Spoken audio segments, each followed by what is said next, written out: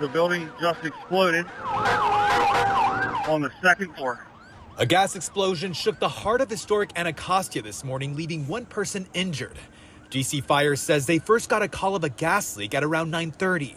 When the crew got here, they noticed that the meter was damaged. It's on the outside of the building, and where the damage was below the above-ground shutoff. DC Fire Chief John Donnelly says the leak could not be controlled by first responders. All companies, we're going to be here for a little while.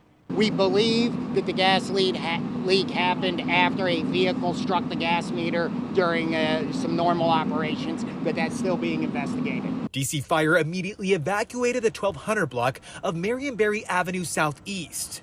Officials say 25 minutes later, the second story of this building exploded right above the Baby Einstein Child Development Center.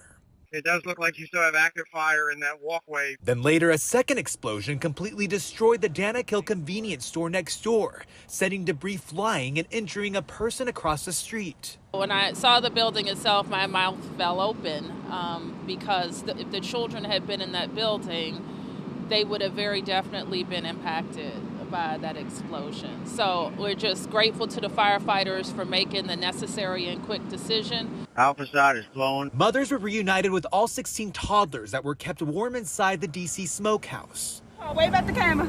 Tonight, these mothers are calling the daycare workers heroes. I'm just thankful. Thank you to the workers. Thank you to all of them for getting the kids out of there.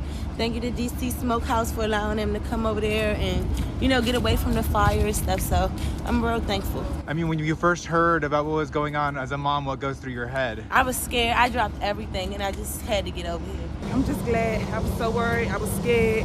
I was anxious, but I'm glad, all the kids was able to make it out safe. And those mothers were telling us they were monitoring things on social media, trying to get to this area. As you can see, that convenience store completely destroyed. Now, we did learn in the last couple minutes that those 16 toddlers that were rescued from that daycare center that's right next to that convenience store, they range from ages 2 and 4, but